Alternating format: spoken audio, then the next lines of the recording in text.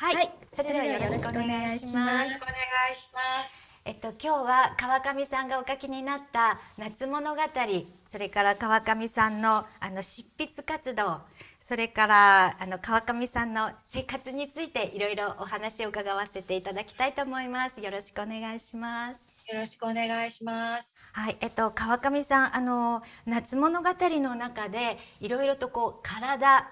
乳房ですとか、それから男の人ですとこう精子、女の人だったらこう子宮と、そういうものについて夏物語の中でお書きになっていますけれども、川上先生、体って何でしょう。それから女の人にとって、私たち女の人にとっての体っていうのと男の人たちにとっての体っていうのは同じなんでしょうかね、違うんでしょうかね。何かね、今、あのジェンダーっていうものももちろんなんですけど、性っていうものをどこで誰が決めるのかっていう問題がすごく共有されてきましたよね。なので、こう、女性の体、男性の体っていう時にも、すごくやっぱりその背景ですとか、それを誰が言っているのかとか、誰が認めるのかとか、っていうことも含めて、体っていうものが今後語られていくことが多くなってくると思うんです。それは、これまで多分、長く、あの、いろんな人たちが持ってこなかった視点であり、あの、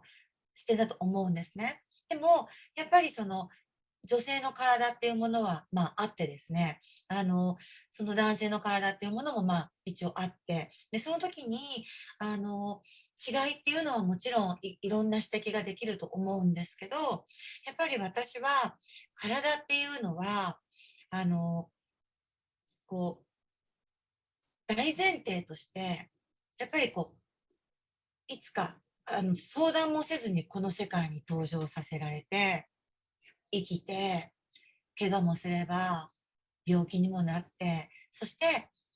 いつか埋められるか焼かれるかして消滅するものを生きてるっていうことは、みんな体を持っている人にとっては同じ、なんていうのかな、条件を持っていますよね。うん。で、体っていうのは、なんか違いを見つけたりとか、その体で特に起きていることっていうことを書くこともすごく大事なんですけど、私は何か体について考えることっていうのが、時間について考えることだと思いますし、で、生きることで、そして死について考えること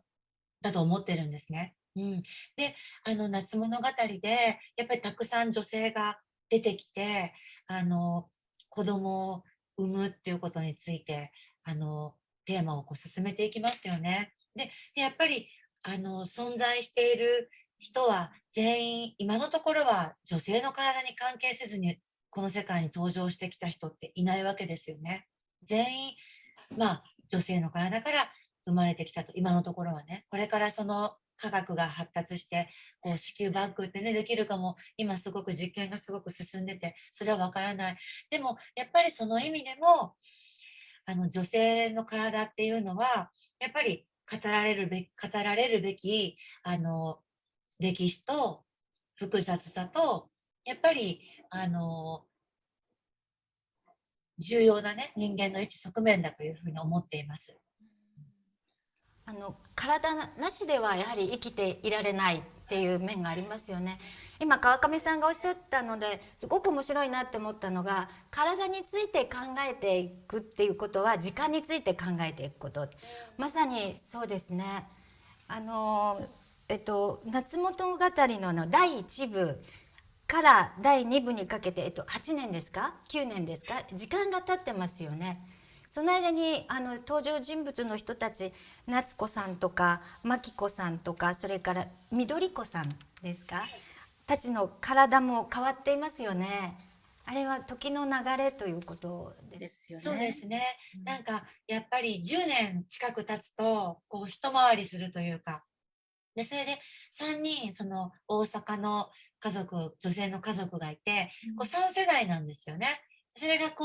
巡っていくっていう、そういう何か引いた時にも、こなんていうのかな、世代が一つ巡って、それを3世代がこう移動していくっていう、そういう時間軸も感じていただけたらなというふうに思いましたね。そうですね。で、今から10年ぐらい前っていうと、ちょうど関東大震災がありましたよね。2011年に関東大震災がありました。東日本あ、名前が東日本大震災。それからそのまた前、1995年ですよね。関西のはい、はい、阪神大、はい、阪神大震災がありました。それから、阪神大震災、東日本大震災、それから今は2020年ぐらいからのコロナっていう、なんかそれぞれなんかものすごく大きな私たちの生活に直接、影響を及ぼすような変化がありました。川上さんもなんかこう生活への変化、それから執筆活動の変化、何かありましたか？そうですね。やっぱり何かこう、なんか今私45で、10年を、4クールやってきたわけですよね。4クール余りやってきたんですよね。で、やっぱりどの10年も全然違いますね。全然違っていて、やっぱりその時々に、あの、切実なものがあったなと思います。で、やっぱり最初の10歳までは、やっぱりまだこう、あんまり主体性もないですからね。あとやっぱ記憶として思い出すっていう部分になってくるので、まだ遠い感じがするんですけど、うーん、やっぱりね、30代から今までの10年から15年っていうのは、私個人で言うと、やっぱり、出産を経験したこともありまして、やっぱりこう、ものすごく、物理的に体が、大きく変化した。それをやっぱり、ちょっとこの10年の一番大きな身体の変化としてはありましたね。うん。で、執筆は、小説とか文章を書き始めて15年ぐらい経つんですけど、ようやくこう、なんていうのかな、あの、なんか全体のリズムとかコツがつかめてきたなっていう感じですかね。うん。そういうふうに考えてみると、生物学的に男の人っていうのはあまりそういう変化ってないんでしょうかね。どう思われまどうなんでしょす？うね。もちろんそれは個人差があると思うんですけど、でもなんかその、いろんな人と話をする機会がコロナ以前とかあったじゃないですか。うん、その時に、やっぱりね、女性は、なんだろう、毎月ね、生理があったりとか、あとそういう身体だけじゃなくって、やっぱり自分の身体の価値とか、自分の身体の主体性を見出す前に、周りからね、自分の身体にとやかく言われる経験って多いですよね。例えば、子供の時でも、女の子はいつか赤ちゃんを産むから体を冷やすなとかさ。で、ちょっとお尻が大きかったら、安産型だとか言われるんですよ。ありますあります。言われてね、それで、本当に、本当に子供なのに電車に乗ってても、たくさんの女の子が痴漢に遭うわけですよ。日本は特に本当に多いわけです。そうすると、なんかこう自分は自分として生きているのに、すごく、なんていうのかな、誰しも性的な視線からは逃れられないとしても、やっぱり、こ女性は特有の、なんていうのかな、試練がありますよね。それはあると思います。で、毎月血が出る。で、毎月痛みがあると。個人差はあるにしても。そして何か遠くに見え隠れする妊娠出産みたいなものもある。で、そういうやっぱり社会的な抑圧、で、物理的な、身体的な、こう、内からも外からもっていうことで、すごく体っていうものをやっぱり女性の体っていうものを意識させられる機会は確かに多いと思うんですよ。で、男性はどうなんでしょうね。やっぱり男性も男性で、やっぱり大変なリアルを生きてると思うんですけど、こまたやっぱり違う、うん、方向性なのかなとは思いますね。川上さんの夏物語、あるいは他のお話も、女性の方と男性の方でなんか反応が違いますか？あるいは日本の読者、外国の読者でなんか反応が違いますか？もう夏物語は、いろんなテーマがありますよね。その貧困の問題であったりとか、女性がパートナーをこう持たずに、親にどうやったらなれるかとか、あと、それから、やっぱりその、物書きとして女性が生きていくとか、職を得てやっていくとか、いろんなことがあったと思うんですよ。ただ、その中の反応してもらうポイントが、違うという印象を受けました。へうん、え。どこが違いましたか？なんかね、例えば、日本国内で言うと、結構男性の読者が多いんですよ。そうなんですか。多いんです。で、あの、年齢層も、40代、50代の人が多いんです。そのおじさん世代なんですか？いわゆるそうです、そうです。で、へえ。逆に、もう出産とか一応終えて、子育ても一段落した、ご婦人、50代とか以上の方はあんまりお読みにならなかったんですよね。私その世代なんですけれども、読ませていただいて、なんかもう本当に最後は涙が出てきちゃったっていう。なんか、なんかちょっとね、どっちかっていうとね、男女はいわゆるその、ジェンダーで分けると、いわゆる半々で、そうそう、そう、半々だったんです。で、ポイントとしては、ええ。やっぱり、この後のお話にもつながっていくと思うんですけど、日本ってね、今ね、すごくね、すごく外から見るとね、まだちょっとキラキラしてるように見えると思うんですけど、はい、はい。ちょっとやっぱりね、実情違うんですよね。日あ本のムードって違うんですよ。すごくやっぱり閉塞感があって、で、そこで、あの、前ゆり子っていう登場人物が、いわゆるそのアンチナタリズム的なお話をするところがあるんですよね。夏物語の中で。これ以上、その人を増やすっていうのが倫理的ではないって話をするところがある。で、国内では、やっぱりそこがすごくみんな反応してくれたところなんですよ。どんな風に？あの、本当だよなと。でも本当にこんな風に、本当に、なんていうのかな、OK も取らずに、人が人をここに産んで登場させることの暴力性とか、そういう反出生主義って言われてる、その、いわゆるちょっと思想なんですけど、そういったものが結構この数年で日本でも結構認知度が上がってきていて、そのね、文脈でね、夏物語がね、生命倫理ですね。生命倫理的なところで、読まれた印象がすごくね、強いです。ああと、やっぱり、で、日本ではやっぱりなんだろう、精子バンクってオープンになってませんし、やっぱり女性が一人で親になるっていうことのハードルがすごく高いんですよね。で、そこからやっぱりこの今日本でもすごく熱くなってきたフェミニズムとの関連で読んでくれる方が多かったですね。へえ、そうなんですか。で、海外はやっぱり日本人女性、日本における女性のリアリティ、あと貧困のリアリティっていうところを、あの、すごく中心に読んでいただいたっていう感触があります。なるほど。貧困っていうと本当に、特にコロナの後、コロナの前からもそうでしょうけれども、母子家庭だったりお母さんがパートだったり、なんかそういう家族の人たちにすごくしわ寄せがいってるっていう、なんかそういう話は海外でも伝わってきますけれども、やっぱりそういうところが閉塞感だとかああいうところにつながってくるんですか？うん、あと、やっぱりそのコロナとかその感染症もそうですし、地震もそうなんですけど、なんか最悪、この数年、この10年単位で起きた最悪っていうのは、何かその新しく断絶を生んだりとか、新しく格差を生んだっていうわけではないというか、それだけではないっていう感じがするんですね。もう、この平成になってきて、この30年間で日本がずっとなんていうのかな、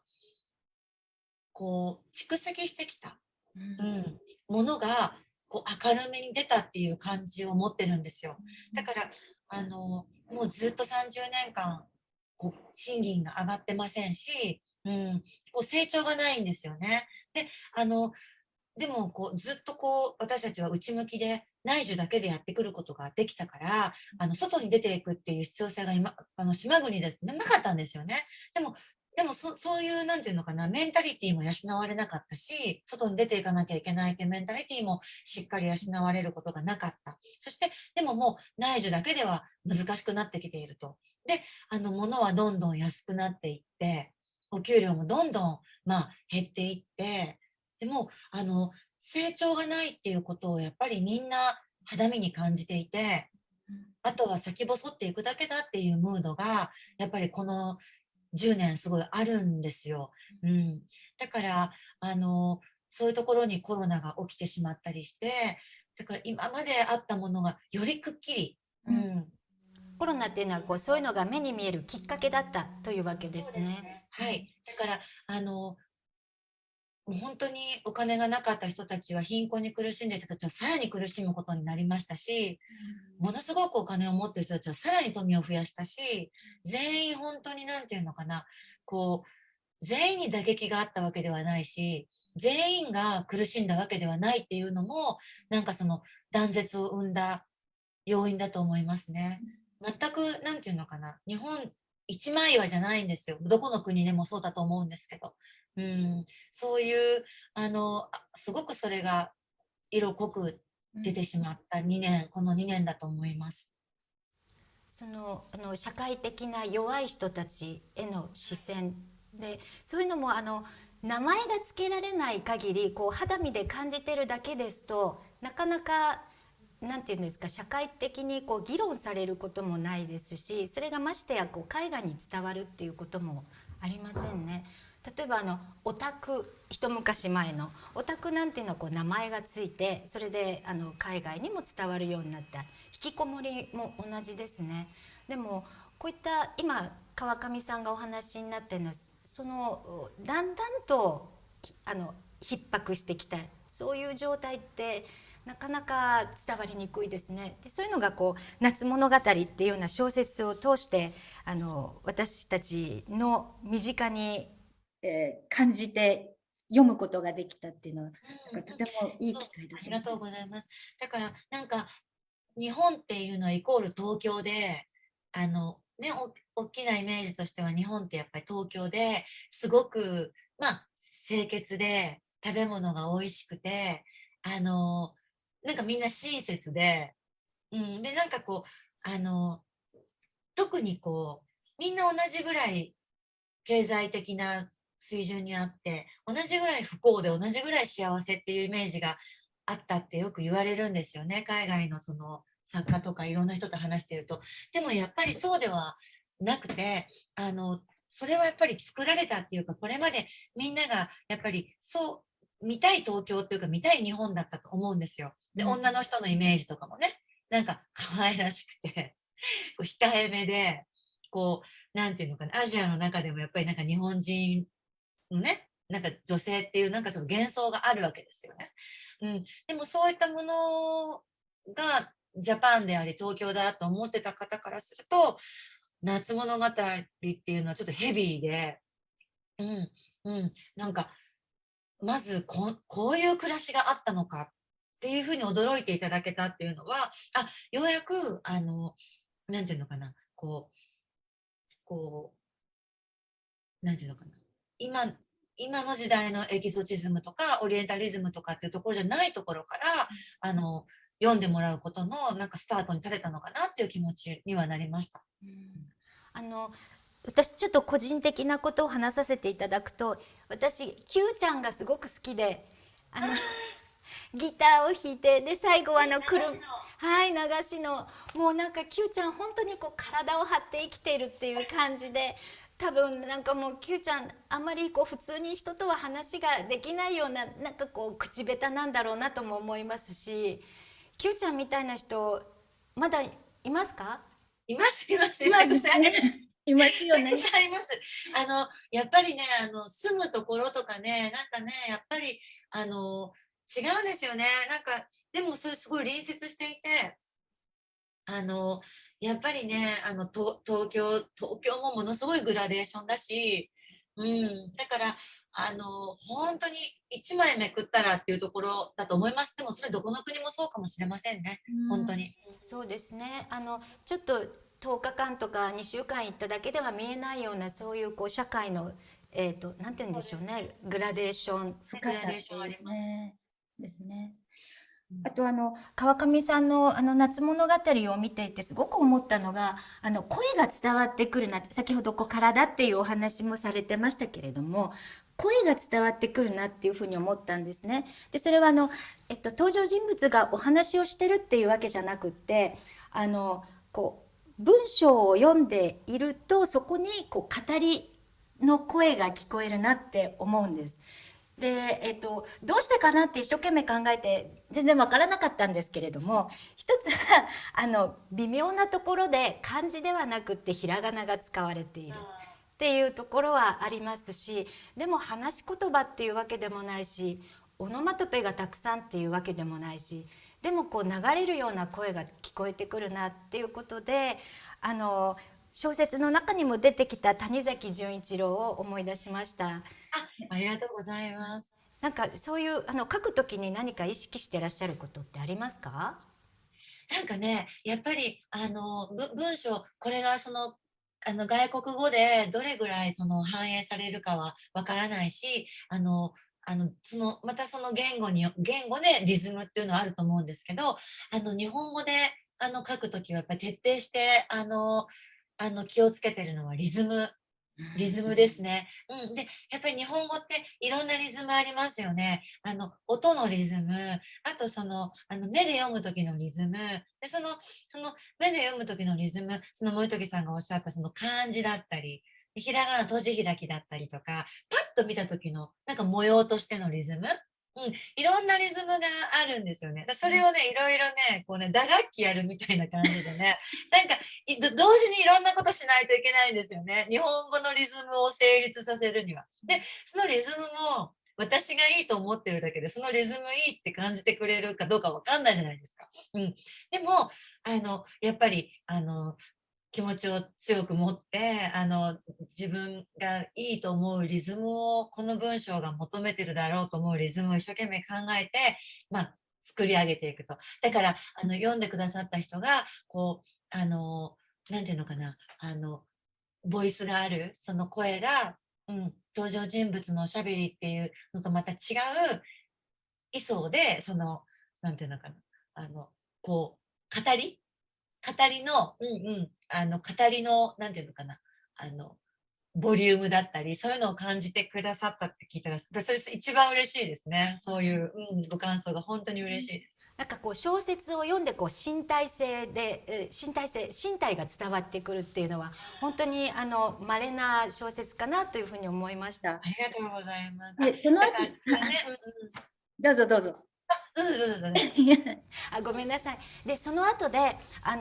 研究室で注文した日本文学全集でちょっとここ今日持ってきたんですけど、樋口一葉さんの役をされた竹比べを読んだんですね。そしてもう本当に意を強くしました。これやっぱり語りの文学だって思って。そうですね。そうです。私は本当に樋口一葉から本当に影響を受けてるんですよね。本当に強い強い影響を受けてると思うんです。で、もう樋口一葉が書く、お祭りの前の準備とね、人々のね、充実度、ああいう感じでスナックを書きたいなと思ってたんですね。ああいう感じ、ああいう、これだよみたいな。なんかもう、こうカメラがね、一応とも誰でもつかないカメラがこう人々の入っていって、こう、なんかこう準備するんですよ。こうなんか作ったりなんだりして。で、こう言って、もう顔とかも笑顔とかも全部飛び込んでくる感じ、不安とか、もう、この間まで、その2時間ぐらい前まで喧嘩してただろうっていうような、なんか、その、人々のね、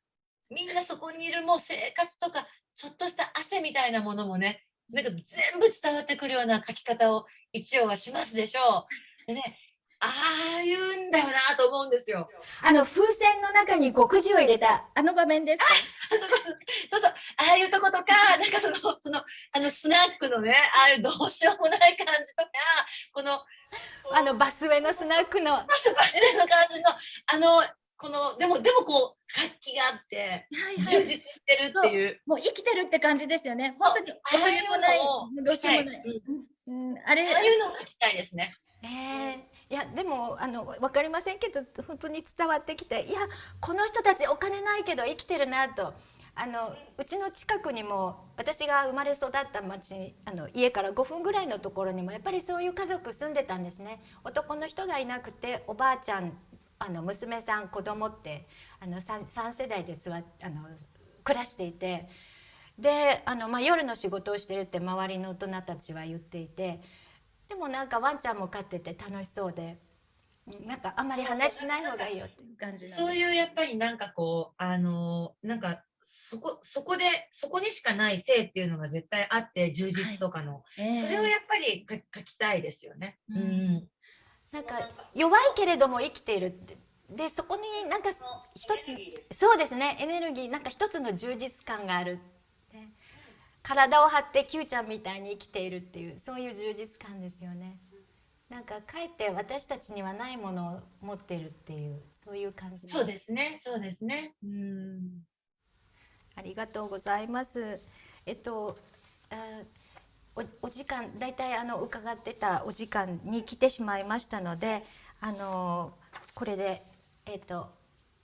お話終わらせていただきます。ありがとうございます。続きはじゃあスロベニアで。ぜひです。楽しみにしています。